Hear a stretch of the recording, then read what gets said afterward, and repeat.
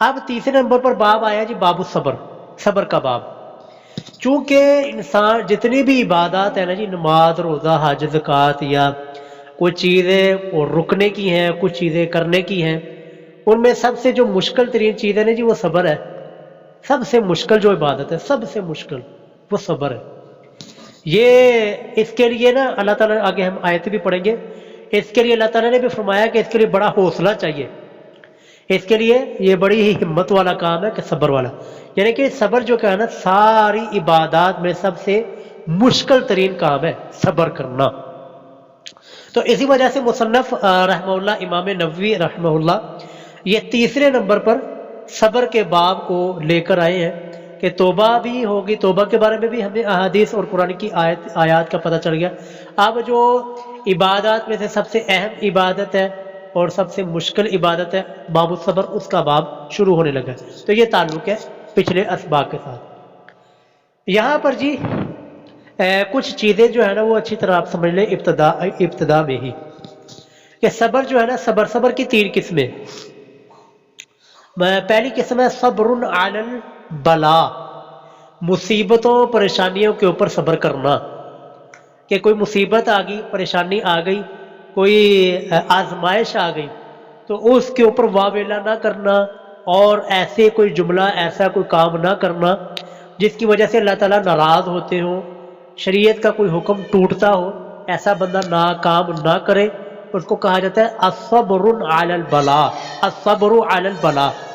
کہ مصیبت اور پریشانی، آزمائش کے اوپر صبر کرنا، ٹھیک ہے۔ صبر کی دوسری قسم جو ہے نا تو وہ ہے صبر علی المعصیہ، کہ گناہوں سے صبر کرنا، کہ دیکھیں نا انسان کی جو زندگی ہے نا، جو اٹریکشن والی چیزیں وہ ساری کی ساری ممنوع ہے، کہ فری یعنی کہ چوری ہو گئی، چوری کا مال ہو گیا، اس طرح زنا کاری، بدکاری اور ساری جو اٹریکشن والی چیزیں وہ اللہ تعالیٰ نے منع کی ہوئی ہے، ٹھیک ہے۔ سود ہو گیا، جوا ہو گیا، یہ ساری کی ساری چیزیں۔ تو صبر علی المعصیہ، کہ گناہ کے کاموں سے صبر کرنا، گناہ کے کاموں سے رک جانا، یہ صبر کی دوسری قسم ہے، ٹھیک ہے۔ اور صبر کی تیسری قسم صبر علی الطاعہ، کہ اطاعت اور فرما برداری کے جو کام ہے ان کے اوپر صبر کرنا، ان کے اوپر ڈٹے رہنا۔ یعنی کوئی انسان نماز پڑھ رہا ہے، یہ نہیں کہ ایک دن نماز پڑھی 5 دن چھٹی، ایک دن روزہ رکھا اور پھر 15 دن چھٹی، زندگی میں ایک بار جہاد کے لیے گیا، بعد میں کبھی جہاد کا نام ہی نہیں لیا، یہ نہیں ہے۔ بلکہ صبر علی الطاعہ مطلب یہ ہے کہ جو نیکی کا کام شروع کر دیا پھر اس کے اوپر ڈٹ کے، پھر اس کے اوپر پابندی کے ساتھ عمل کرنا، یہ صبر علی الطاعہ ہے، ٹھیک ہے۔ یہ تین قسمیں آپ نے یاد رکھنی۔ پھر آگے جو آیتیں آ رہی ہیں وہ ان تینوں کے بارے میں ہی ہے کہ گناہ کے کاموں سے رک جانا اور نیکی کے کاموں پہ ڈٹے رہنا، اور تیسرے نمبر پر جو اس دین کے اوپر مشکلات، پریشانیاں آئے، آزمائشیں آئے تو ان کے خندہ پیشانی کے ساتھ برداشت کرنا اور صبر کر لینا۔ تو یہ صبر کی تین قسمیں ہیں۔ تو سب سے پہلی جو اس بارے میں آیت لے کر آیا نا مصنف رحمہ اللہ، وہ یہ ہے کہ یا ایھا الذین، قال اللہ تعالی یا ایھا الذین آمنوا اصبروا وصابروا، سورہ آل عمران کی آخری آیت ہے، لاسٹ آیت۔ یا ایھا الذین آمنوا، اے وہ لوگوں جو کہ ایمان لائے ہو، اصبروا، صبر کرو، وصابروا، اور اب یہ بھی لفظ مانا، یہ بھی لفظ صبر ہی ہے، لیکن یہاں پر مانا کریں گے صبر کرو اور ڈٹے رہو۔ کیا مطلب ہے کہ نیکی کے کاموں کے اوپر صبر کرو، ڈٹے رہو، اور گناہ کے کاموں سے بچتے رہو، اس سے بھی اوپر ڈٹے رہو، اور جو کوئی گناہ یا کوئی یا آزمائش آ جائے، مصیبت آ جائے، پریشانی آ جائے تو اس کے اوپر بھی ڈٹے رہو، اس کے اوپر صبر کرو کہ زبان سے کوئی ایسا جملہ،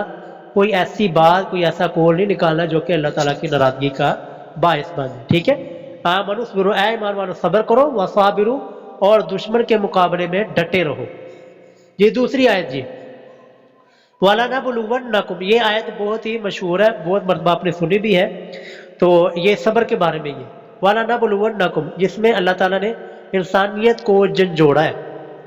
اللہ فرماتے ہیں وَلَنَبْلُوَنَّكُمْ، ہم ضرور تمہاری آزمائش کریں گے، ہم ضرور تمہارے آزمائیں گے، بِشَيْءٍ، کسی ایسی چیز کے ساتھ۔ وہ چیز کون سی ہوگی؟ توجہ سے بات سمجھیے گی جی، من الخوف، خوف کی وجہ سے،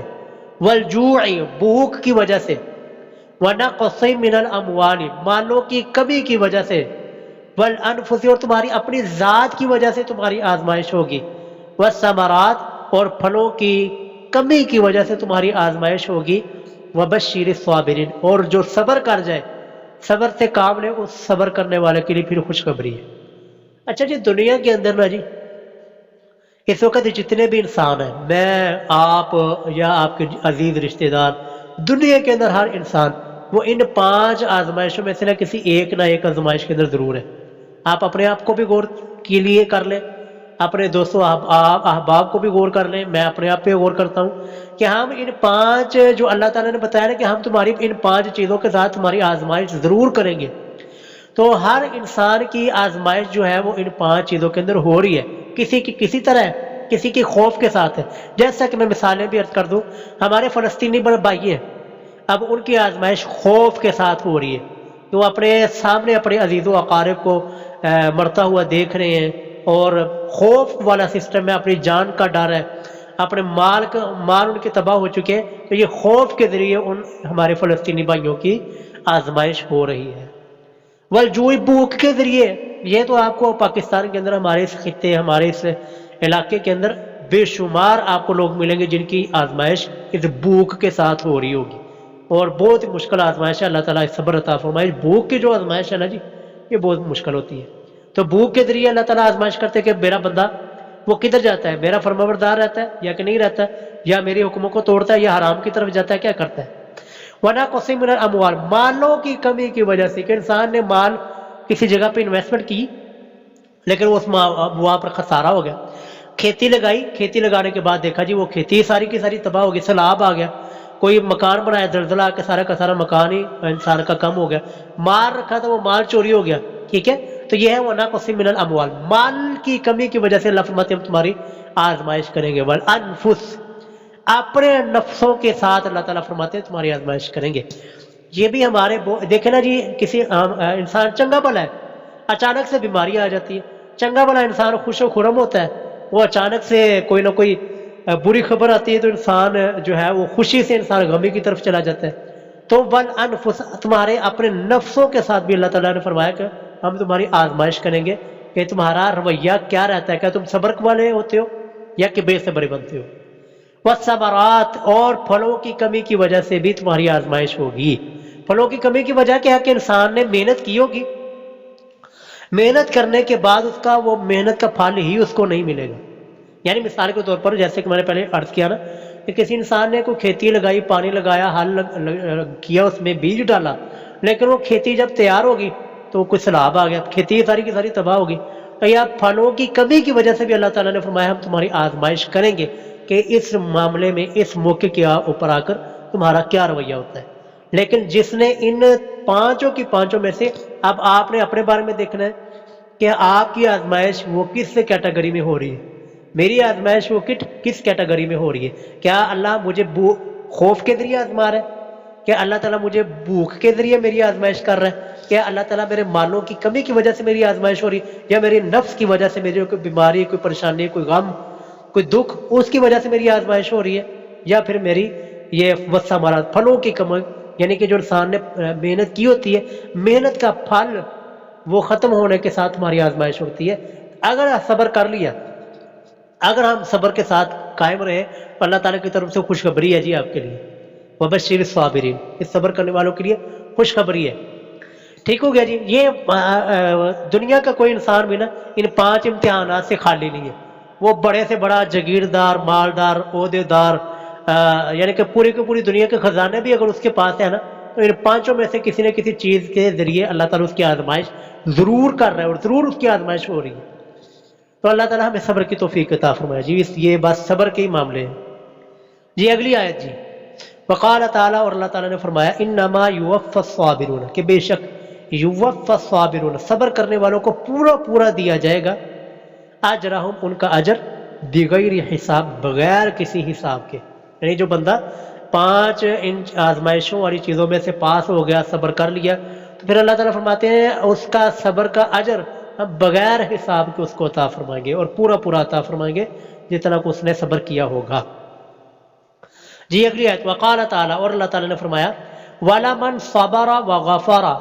اب یہ دیکھیں، یہ اس لیے میں نے کہا تھا کہ یہ صبر جو ہے نا بڑی اوکھی چیز ہے، بڑی بہت مشکل عبادت ہے، سب سے مشکل عبادت. دیکھیں اللہ تعالیٰ کیا فرماتے ہیں. اللہ فرماتے ہیں والا من صبر، اور البتہ وہ شخص جس نے صبر کیا، وغفر، اور معاف فرما دیا ظالم کو، ظلم ہونے جس نے ظلم کیا، کسی نے حق کھایا ہے اس کو صبر کیا اور معاف کر دیا. اللہ فرماتے ہیں ان ذالک، یہ صبر کرنا اور معاف کر دینا، لمن عزم الامور، البتہ یہ بہت ہی ہمت والے کاموں میں سے ہے. یہ بہت مشکل کاموں میں سے یہ کام ہے، صبر کرنا اور اگلے بندے کو معاف کر دینا. لیکن جو بندہ کرے گا اس نے بڑا ہی ہمت والا اور بڑی ہی عزم والا اس نے یہ کام کیا ہے. یہ سورۃ الشورى 25ویں پارے کی آیت ہے. جی آگے اگلی آیت جی. وقال تعالی، اور اللہ تعالیٰ نے فرمایا استعینوا بالصبر، استعینوا مدد طلب کرو، مدد مانگو، بالصبر نماز کے ساتھ، بالصبر صبر کے ساتھ، والصلاۃ اور نماز کے ساتھ، ان اللہ بے شک یقیناً اللہ تعالیٰ مع الصابرین اور صبر کرنے والوں کے ساتھ ہے. اچھا یہاں سے نا یہ جو آیت ہے، یہاں سے جو غیر اللہ کے پجاری ہیں، غیر اللہ سے مدد مانگنے والے، وہ یہاں سے نا کہتے ہیں دیکھو جی آپ تو کہتے ہیں اللہ تعالیٰ سے کے علاوہ کسی سے مدد نہیں مانگنی. اللہ تعالیٰ تو خود کہہ رہے کہ نماز سے اور صبر سے مدد مانگو، تو پھر یہ صبر اور نماز کیا غیر اللہ نہیں ہے؟ تو اس کا ہم جواب کیا دیتے ہیں؟ ان کو ہم جواب یہی دیتے ہیں کہ اللہ تعالیٰ نے ہمیں یہ طریقہ بتایا ہے کہ تم نے مدد اللہ تعالیٰ سے ہی مانگنی ہے، لیکن طریقہ کیا اختیار کرنا ہے؟ صبر کا طریقہ اختیار کرو، نماز کا طریقہ اختیار کرو. نماز پڑھ کے مدد اللہ سے مانگنی ہے. یہ نہیں کہنا کہ یا نماز المدد، یا صبر المدد. نہ، صبر سے بھی نہیں کہنا، نماز سے بھی نہیں کہنا، بلکہ صبر کر کے نماز پڑھ کے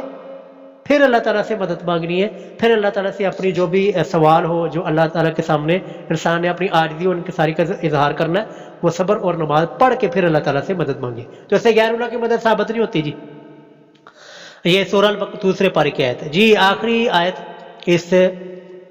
باب کے متعلق. قال تعالی، اللہ تعالیٰ نے فرمایا وَلَنَبْلُوَنَّكُمْ، یہ وہی لفظ ہے، ہم ضرور تمہاری آزمائش کریں گے. دیکھو جی دنیا میں آزمائش ہونی ہے، دنیا میں جان کوئی نہیں چھٹنی ہے. اب یہاں پر بھی آزمائش کا لفظ وَلَنَبْلُوَنَّكُمْ، اللہ فرماتے ہیں ہم ضرور تمہاری آزمائش کریں گے، ضرور تمہیں آزمائیں گے. حتیٰ یہاں تک کہ نعلم المجاہدین، کہ ہم جان لیں تم میں سے مجاہدین، جہاد کرنے والے کون ہیں، والصابرین، اور صبر کرنے والے کون سے لوگ ہیں. اس لیے یہ آزمائش، یہ جو فلسطین کے حالات ہیں، یہ ہماری آزمائش ہی ہے. ہماری سارے اسلامی ممالک، ہمارے سارے مسلمانوں کی یہ آزمائش ہی ہے، چاہے وہ وہاں کے ہیں یا یہاں کے ہیں. یہ ہماری آزمائش ہو رہی ہے کہ کون جہاد کرنے کے لیے نکلتا ہے اور کون صبر کرتا ہے. تو یہ جی ہماری آزمائش ہو رہی ہے، تو یہ آزمائش کے اندر کامیاب ہونا اللہ اکبر بڑا اوکھا کام ہے. جی تو یہ وَلَنَبْلُوَنَّكُمْ، اللہ فرماتے ہیں ہم ضرور تمہاری آزمائش کریں گے. حتیٰ یہاں تک تمہاری آزمائش کریں گے نعلم المجاہدین، کہ ہم جہاد کرنے والوں کو بھی جان کر واضح کر دیں گے یہ جہاد کرنے والے ہیں، منکم تم میں سے، والصابرین اور صبر کرنے والوں کو بھی ہم واضح کر دیں گے. یہ آگے دیکھیں جی کہتے ہیں والآیات، اور آیات، فی الامر بالصبر، صبر کے معاملے میں، وبیان فضلہ، اور اس کی فضیلت کے بیان میں، کثیرۃ بہت زیادہ ہے، معروفۃ اور بہت معروف اور مشہور ہے. جی یہ جی صبر کے بارے میں جو قرآن کریم کی جو آیات تھی، وہ مصنف رحمہ اللہ نے ساری کی ساری آیتیں وہ شروع میں ذکر کر دی. اب یہ آخری حدیث پڑھ کے ہم اپنی بات کو ختم کر دیتے ہیں. جی یہ حدیث جو ہے اس باب کی پہلی حدیث ہے، اور جو مکمل کتاب کی یہ حدیث نمبر ہے جی 45 نمبر حدیث ہے. جی ان ابی مالک الحارث بن عاصم الاشعری رضی اللہ تعالی عنہ، ابو مالک الحارث بن عاصم اشعری رضی اللہ تعالیٰ عنہ فرماتے ہیں قال رسول اللہ صلی اللہ علیہ وسلم نے ارشاد فرمایا الطہور شطر الایمان، کہ طہور پاکیزگی، صفائی ستھرائی، یہ شطر الایمان، یہ ایمان کا حصہ ہے، ایمان کا نصف حصہ ہے. یہ ساتھ ساتھ میں تشریح بھی عرض کر دیتا ہوں، یہ اس کا کیا مطلب ہے کہ صفائی اور پاکیزگی وہ نصف ایمان ہے. نصف ایمان کا مطلب یہ ہے کہ ہماری جتنی بھی باتیں ہیں نا، ہماری باتیں دیکھیں جی، آپ نماز دیکھ لیں، نماز کو چلے لے لیتے، ہماری آدھی نماز جو ہے نا وہ صفائی کے اوپر ہے کہ ہم نے جب نماز پڑھنی ہے تو ہمارے کپڑے صاف ستھرے ہونے چاہیے، ہمارا جسم وہ پاک ہونا چاہیے، اور ہماری جنابت نہ ہو، یعنی کہ نہ ہی کوئی اثر نظر آنے والی گندگی ہمارے جسم کے اوپر لگی ہو، اور نہ ہی ایسی کوئی گندگی، ایسی کوئی غلاظت ہو جو کہ نظر نہ آنے والی ہو، یعنی کہ جیسے کہ جنابت انسان کا جنبی ہونا، اب یہ ایسی گندگی ہے، ایسی نجاست ہے جو کہ نظر نہیں آتی، اور کوئی پیشاب پخانہ وغیرہ جسم کے اوپر لگا ہونا، یہ وہ نجاست ہے جو کہ نظر آتی ہے۔ تو پہلے کپڑے پاک ہو، پھر جس جگہ پہ آپ نے نماز پڑھنی ہے وہ جگہ پاک ہو، آپ کا جسم پاک ہو، پھر اس کے بعد دیکھیے پاک ہونے کے بعد پھر آپ نے وضو بھی کرنا ہے، وضو کر کے پھر پاکی حاصل کرنی ہے۔ تو دیکھیں یہ ہے کہ نماز کو ہی آپ لے لیں، ساری کی ساری عبادات کا یہی حال ہے کہ طہور شطر الایمان، کہ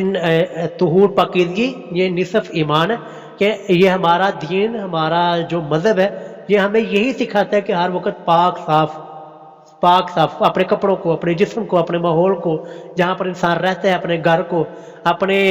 بیٹھنے کی جگہ کو، اپنے رہنے کی جگہ کو انسان پاک صاف ستھرا رکھے تاکہ وہاں پر عبادت کی جا سکے۔ ٹھیک ہو گیا جی؟